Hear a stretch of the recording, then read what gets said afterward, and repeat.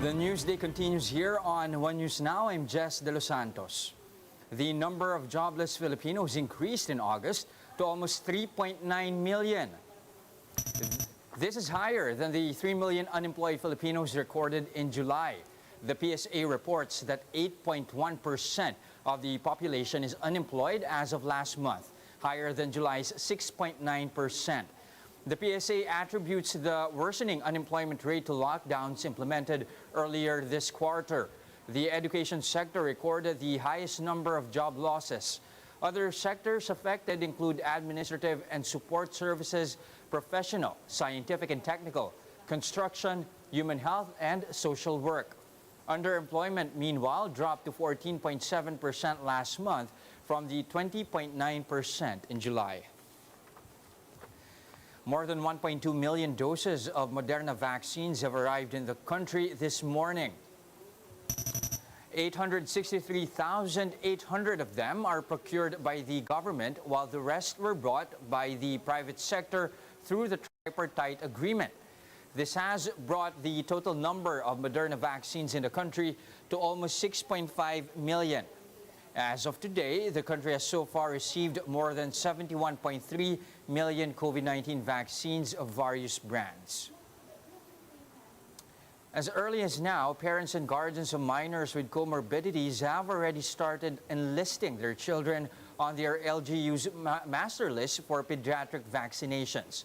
But the DOH warns rollout of vaccines for 12 to 16-year-olds will still depend on availability of shots. Greg Gregorio with the report. And battled the infection for about 3 weeks. But since Karen was already fully vaccinated since July, she worried less about her condition. But that's not the same case for her unvaccinated son. I actually was more worried about him more than myself. So we had to pump up on a lot of vitamin C, more on fruits, and a lot of rest. Miggy is 15 years of age, and his age group is not yet part of the government's vaccine rollout. That's why for Karen, it's good news that the health department is now targeting to pilot the pediatric vaccination of minors with comorbidities aged 12 to 17 starting October 15. Karen has been trying to have Miggy registered for vaccination in Antipolo City, especially since he also has an underlying condition. We're checking it every now and then.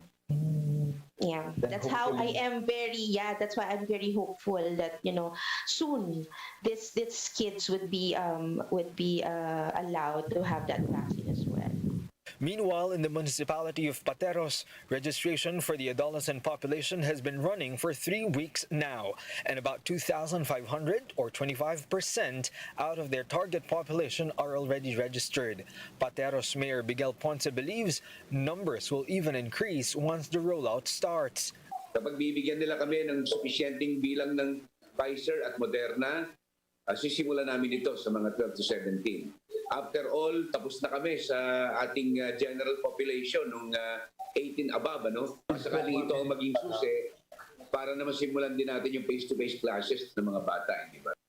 According to the Health Department, official guidelines for the vaccination of 12 to 17-year-olds are still being finalized and may be released next week.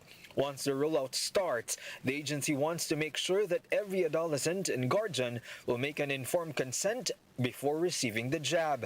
Health Undersecretary Maria Rosario Vergere also clarified that this rollout still depends on the availability of vaccine supply.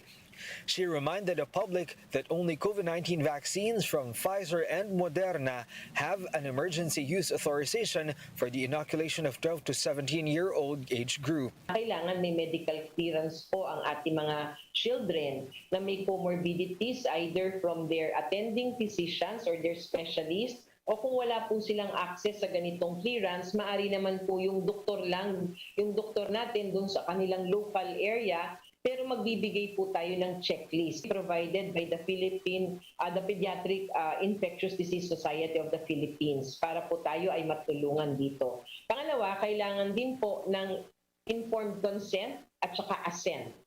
The government's vaccine cluster expects the arrival of 114 million more doses of COVID-19 vaccines from October to December. Vaccine czar Carlito Galvez Jr. said that out of 30 million doses arriving in October, more than 15 million are Pfizer vaccines, while 5 to 7 million are Moderna shots. The plan is to pilot the vaccination of 12 to 17-year-olds with a comorbidity in NCR by October 15. Galvez highlighted this will initially be rolled out in 5 hospitals including National Children's Hospital, Philippine Heart Center, and Philippine General Hospital. Very cautious ang ating gagawin sa children vaccination. Gagawin natin itong dahan-dahan, very phased, at saka incremental. The government is also targeting to start vaccinations of more adults from the general population next month, a move that will be piloted in regions outside NCR. The goal is to vaccinate 77 million of the target population until December, 7 million of which are the adolescent population. For News 5, Greg Gregorio, we are One News. After 13 years, Britney Spears has finally broken free from her father's control. This comes after Los Angeles judge Brenda Penny has suspended Jamie Spears as conservator of his daughter, effective immediately. Penny also scheduled a hearing on November 12 to discuss the complete termination of the conservatorship. US-based army of global sensation BTS are in for a special treat this year. Not only did the 7-member group visit New York to attend the United Nations General Assembly, they will also be holding their first ever concert since the pandemic in California. Nick Garcia with the details. 소중함을 다시 한번 깨닫는 The wait is over, the time is now. BTS will bring the fire and set the night alight again. They're holding live concerts for the first time since the pandemic began. BTS Permission to Dance on Stage will take place at the SoFi Stadium in Los Angeles on November 27 and 28 and December 1 and 2. But even with the pandemic, BTS have been on the go. They recently appeared in a pre-recorded music festival, Global Citizen Live. It sought to raise awareness and funds for COVID-19 and climate change responses. Their performance came on the heels of their appointment as South Korea's special envoys for future generation and culture. It was held in front of the Sunyamin Gate, the country's national treasure. For Permission to Dance, BTS were on a special stage, joined by masked dancers who were using sign language.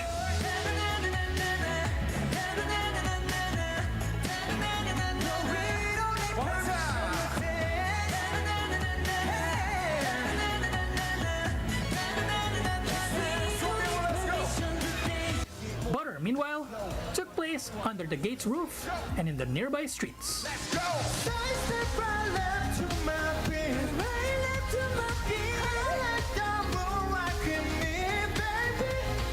Nick Garcia, We Are One News.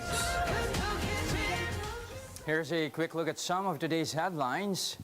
Davao City Mayor Sara Duterte still leads presidential bets in the recent Pulse Asia survey.